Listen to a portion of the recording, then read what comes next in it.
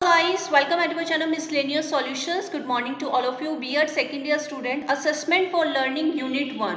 Screen पर आप देख रहे हैं we are going to start unit 1. This is your lecture number 1 और आप सबको पता है हम यूनिट 4 जो आपकी स्टैट्स की है वी हैव ऑलरेडी कवर्ड. ठीक है, जिन स्टूडेंट्स को नहीं पता चैनल की प्लेलिस्ट में आप देख लीजिए, आपको सभी लेक्चर मिल जाएंगे. ठीक है, आज का जो टॉपिक है वो आप स्क्रीन पर पढ़ रहे हैं, difference between measurement, assessment and evaluation. देखिए ध्यान से सुन लीजिए, एग्जाम में these 3 terms are most important. इन तीनों टर्म्स के बिना पेपर बनना नेक्स्ट टू इम्पॉसिबल है. ठीक है, सो आप सबसे रिक्वेस्ट है हैंड फ्री लगाकर आप लेक्चर को अटेंड कीजिएगा. ठीक है, इन तीनों टर्म्स के अगर आपने कॉन्सेप्चुअली इसको समझ लिया, इसका मीनिंग, इसका अर्थ, ठीक है, सो एग्जाम में कैसे भी करके आपसे पूछा जाएगा, मॉडिफिकेशन करके आप उस क्वेश्चन को अटेम्प्ट कर पाएंगे. ठीक है, सो सबसे पहले अच्छा एक चीज और है, ये तीनों टर्म्स एक दूसरे से इंटर रिलेटेड है. ठीक है, अगर मेजरमेंट समझ आएगा तभी आप असेसमेंट को समझ पाएंगे, असेसमेंट समझ आएगा तभी आप इवैल्यूएशन को समझ पाएंगे. ठीक है, सो वीडियो को स्किप बिल्कुल नहीं करना, बिल्कुल ध्यान से आपको लेक्चर को अटेंड करना है. सबसे पहले हम पढ़ने वाले हैं meaning of measurement. After all measurement कहते किसको हैं? Well, measurement is a process, ये एक प्रकार की प्रक्रिया है. ठीक है, किस प्रकार की है? By which the developed abilities of the pupils are expressed in the quantitative form. जब आप अपने स्टूडेंट की एबिलिटी को क्वांटिटेटिव फॉर्म में रिप्रेजेंट करते हैं उसको कहते हैं measurement. The measurement is directly concerned with quantity. Quantity मतलब नंबर. ओके, जब आप अपने स्टूडेंट को मार्क्स देते हैं, आप अपने स्टूडेंट की परफॉर्मेंस को डिस्क्राइब करते हैं in the form of numbers, so उसको कहते हैं मेजरमेंट. ठीक है, the measurement is directly concern with quantity. It is the quantitative description of one's performance. For example, उदाहरण के तौर पर a student scored 92 marks in mathematics, 75 marks in science, 64 marks in Hindi and 68 marks in English. So आप बताइए ये 92 marks, 75 marks, 64 marks, 68 marks क्या है? Measurement है. क्लियर है?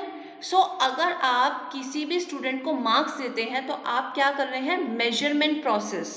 Fine, okay. आपको ये भी बताया गया है कि आपको एग्जाम में फ्लो चार्ट्स बनाने हैं जिससे आपकी नंबर ऑफ शीट्स जो फिल नहीं होती वो भी प्रॉब्लम सॉर्ट आउट हो सके. सो इसको आप फ्लो चार्ट की फॉर्म में कैसे दिखाएंगे? ऐसे. ठीक है, गैदरिंग इंफॉर्मेशन किस तरफ जा रहा है? मेजरमेंट की तरफ. ओके, टेंड्स टू, यानी कि गैदरिंग इंफॉर्मेशन क्या है? वो स्टूडेंट की शीट जो आपके हाथ में है जिसमें आप मार्क्स दे रहे हैं वो इंफॉर्मेशन है, और जब आप मार्क्स दे देते हैं तो उसको क्या कहते हैं? मेजरमेंट. क्लियर है? इसी तरीके से एग्जाम में आपको बनाना है. ठीक है, एग्जामिनर आपसे डेफिनेटली इंप्रेस होंगे. ओके, चलिए अब आ जाते हैं हम असेसमेंट की तरफ. असेसमेंट क्या होता है? Well, assessment is also a process. किस चीज का? Gathering and discussing information from multiple and diverse sources in order to develop a deep understanding. यानी कि असेसमेंट भी एक प्रकार की प्रक्रिया होती है जिसमें आप उस इंफॉर्मेशन को डिस्कस करते हैं, उसे मल्टीपल सोर्सेज से व्यू करते हैं. किस लिए? In order to develop a deep understanding what students know, कि आपका स्टूडेंट क्या जानता है, क्या समझता है और क्या कर सकता है अपनी नॉलेज से as a result of their educational experiences. ठीक है, यानी कि ध्यान से सुन लीजिए, असेसमेंट में क्या होता है, जब आप मेजरमेंट में आपने मार्क्स दिए, जब उन मार्क्स को आप अदर स्टूडेंट से कंपेयर करते हैं, ठीक है, और एक पोजीशन निकालते हैं, सो उसको कहते हैं असेसमेंट. ठीक है, वेरियस सोर्सेज, डाइवर्स सोर्सेज से उसे मैच आउट करते हैं, यानी कि the description that a student stood first in the class represent the concept of assessment. ठीक है, मार्क्स दे दिए, उसके बाद आप स्टूडेंट की पोजीशन निकालेंगे. आप उस कैसे निकालेंगे? अदर स्टूडेंट से कंपेयर करके. ठीक है, it is the second step of evaluating student performance. ये इवेल्युएटिंग का सेकेंड स्टेप है. तो फर्स्ट स्टेप क्या है? मेजरमेंट है. समझ रहे हो? यानी कि इवेल्युएशन जो है उसके अंदर ही क्या है? असेसमेंट है. ओके, और इसी के अंदर क्या है? मेजरमेंट है. इट मीन्स स्मॉलर सर्कल को हम मेजरमेंट कह देते हैं, उससे बड़े वाले को असेसमेंट कह देते हैं, और उससे सबसे बड़े वाले को हम क्या कहेंगे, इवेल्युएशन। आप समझ रहे हो, यानी कि evaluation is a broader term. Okay, उसी के अंदर आ रही है असेसमेंट, और असेसमेंट के अंदर आ रहा है मेजरमेंट। जब तक आपके पास मार्क्स नहीं होंगे आप कंपेयर क्या करोगे, समझ रहे हो आप। So it make student performance more meaningful. Okay, unless we interpret, analyse, rank order and compare one's individual score with the average score of the group, we cannot find out one's relative position in a group। जब तक आप compare नहीं करेंगे तब तक आप position कैसे निकालेंगे। सो इसको भी आपको फ्लो चार्ट से इस तरीके से एग्जाम में, ठीक है, ये सब करना है, प्रेजेंटेशन आपको रखनी है। कंपैरिजन ऑफ 2 और मोर सेट ऑफ इंफॉर्मेशन, उसको कहते हैं असेसमेंट। यहाँ पर तो हमने स्टूडेंट का एग्जाम्पल लिया, कहीं पर भी आप अगर कंपैरिजन करते हैं 2 और मोर देन 2, ठीक है, सो उसको कहते हैं असेसमेंट करना। क्लियर है।